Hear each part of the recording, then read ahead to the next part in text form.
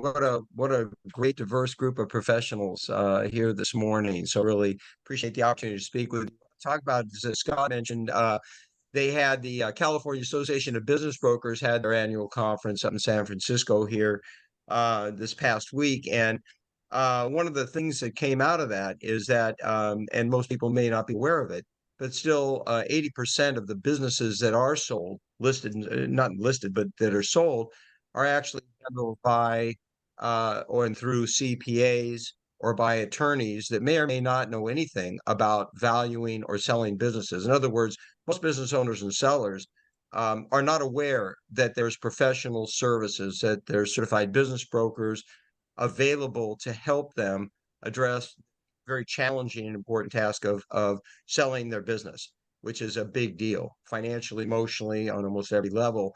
Don't know, aren't aware of that. So just getting that message out and the importance of that is that working through a networking group like this with professionals, being aware of the fact our professional services and help available is maybe a great starting point, but it leads to something that I become sort of very focused on, aware of the more longer I'm in this business, is that I'm part of a team. This is all teamwork.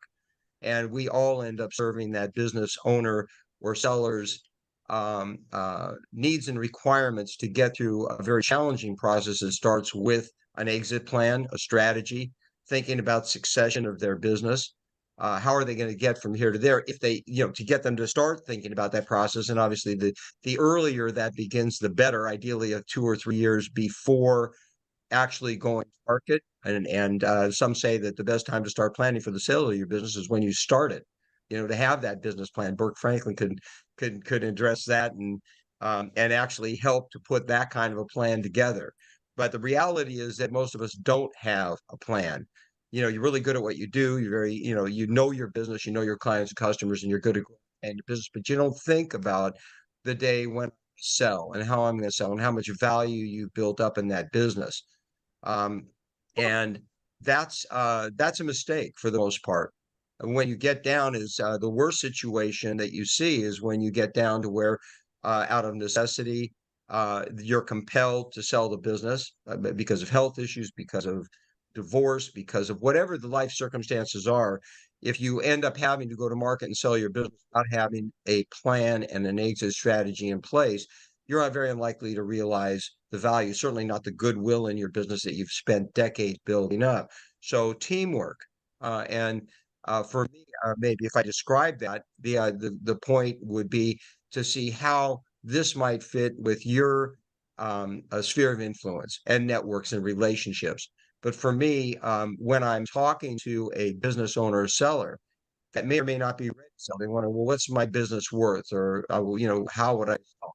I can very quickly go through and talk to them and find out where they are in the process of selling the business. And if the books and records aren't in order, if they've got employee issues, too much concentration, the common owner operator is key to the business. The business really depends on them. Well, we're not selling the owner, we're selling the business, right? So how do you separate that out? And if you look at the current of where they're at, well, how do you change that? How do you modify and get it to be different so that they can prepare for an exit and sale and realize the real equity and value of the business, some of that goodwill? And for me, that's to a business coach, to a business advisor, to a CPA, possibly a bookkeeper, to help that business owner start preparing for the process of selling their business. And of course, as a business broker, that's something I make money on. That's a referral. And my goal then would be to help that business owner and seller get to the point where I can then list the business and move it through and sell it. So my motive is to help the business owner, to help the seller generate referrals to professionals like we've got a great collection of here today in this group, to engage with clients, with that business owner, and help them prepare to sell. Get your books and records in order, have a business plan. How are you going to increase your sales and market share? How are you going to, like with Russell Lucan, how are you going to improve your employee base and have employment policies and all of things that a buyer looking at the business would appreciate and build confidence in so that they're willing to pay the asking price, the real price of the business, or maybe even a premium.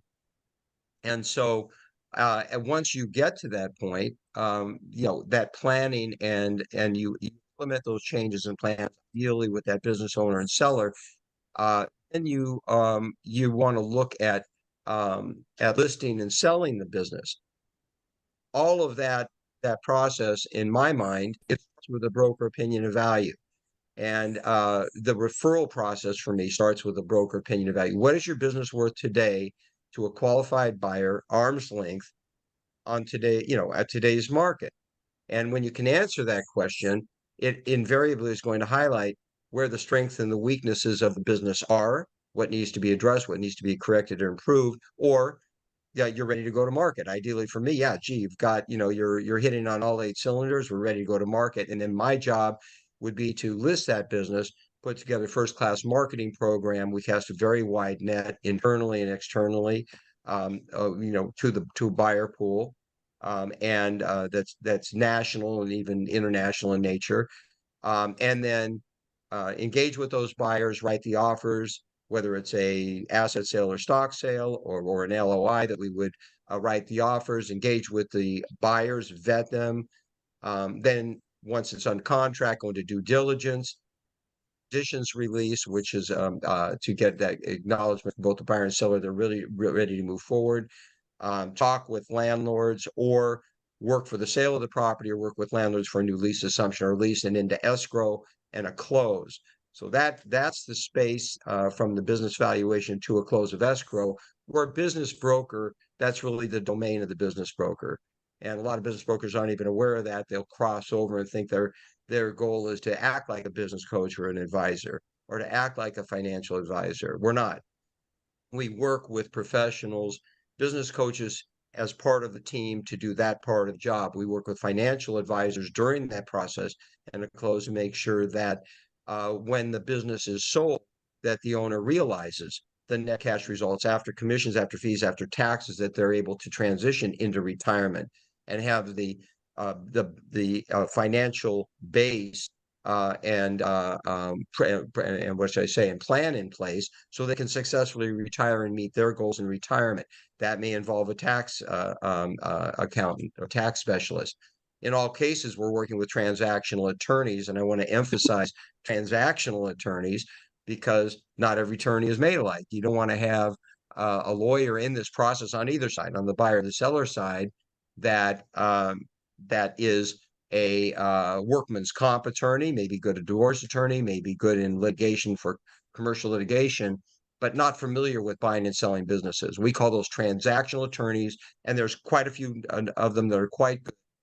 Chances of a successful deal transaction going through once it's under contract and in escrow or going towards escrow rather, is going to be really greatly enhanced if you have a transactional attorney or attorneys on either side. And that's something that I help to advise or suggest or recommend to the buyers and sellers. Again, it all comes back to teamwork. And the successful transactions that I see, the deals that go through that end up having, a good result for both the buyer and the seller, invariably reflect on the team of professionals that come together. And the common goal is how to get that business owner and seller through the process to a successful conclusion. And that is something that this group, I think, is a great example of how we work. There's a lot of good relationships, a lot of referrals have come out of this small group, and I really value that. And getting the message out for that certified business brokers are available and part of that process. It starts with a broker opinion of value, just like you go into your if you're not feeling good, you go to your GP and you say you get a full physical and you take your test and you find out where's your baseline. Where's my business worth on today's market? And if I think it's worth $1 million, but it's worth 800,000, what can I do and what do I need to do in order to grow my business and improve my business to where 12 months or 18 months from now, I can sell it for justify that.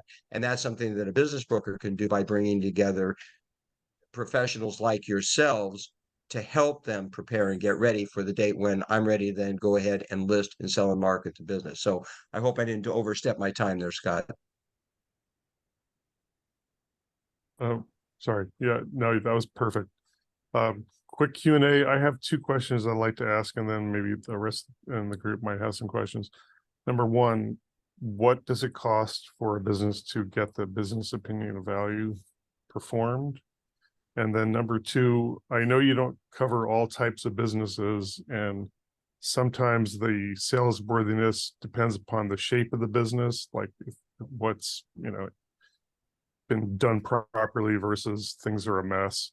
But in terms of the market right now, what are businesses that are doing well to be resold and have buyers, and what businesses are struggling to find a buyer for? If you could answer those for me, please.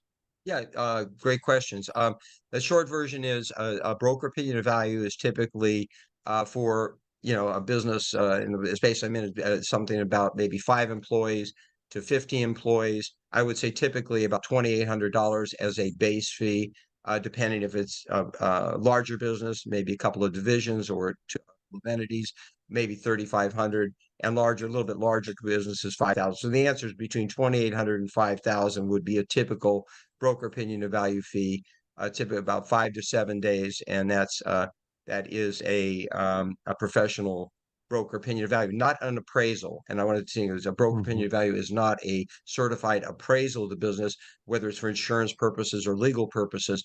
That's far more analytical, I'd say more of a forensic type approach in order to a business valuation for a specific purpose, and it's much more expensive. But it serves a purpose. So the answer is a question of, if I go to market to get a qualified buyer, what's a reasonable expectation for what my business is worth on today's market? The other question regarding the types of businesses I think that are currently moving and selling.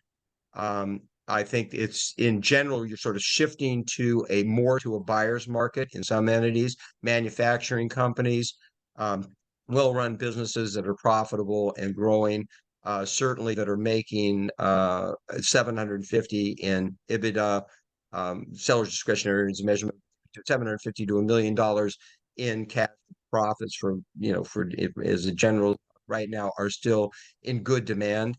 A lot of money in private equity groups and individual investors that want to become owner operators, entrepreneurs, particularly millennials. So I think there's still a need for good businesses that are profitable run. That said, there's an increasing inventory of businesses that are not really prepared to go to market.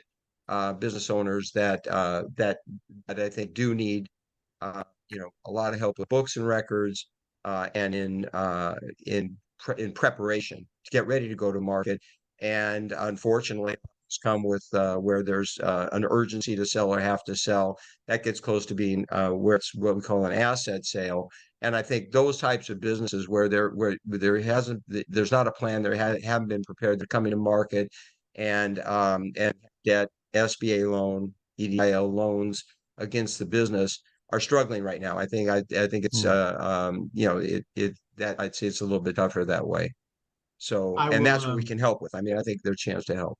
I would like to, I've worked with Phil. He's been fabulous on a couple of the businesses that's been sold, and he's right on. He is just very professional and very thorough and very good with the clients. So it's just a pleasure to work with him. Good job, Phil. I really appreciate that, Frank. And the sake of here, we're at the top of the hour, but I want to say that selling a business is a big deal. It's a big deal for, having been my own business owner myself. And I say that, that helping all of us, helping and operators to get ready to sell and prepare to sell is a deal. And I take it very seriously. So thank you very much. I appreciate it. All right. Great info as usual. Thank you so much, Phil. Sorry, but I guess it's the top of the hour, so we are out of time. If you do have questions for Phil, just hook up with him either through LinkedIn or his contact info that was in the chat. And he is an expert, and we appreciate that. And I thank you all for attending again. Glad to be back. Great to see everyone. Some of you first time, some of you returning. Look forward to having you come back next week. Yeah, man. Have a great day, everyone.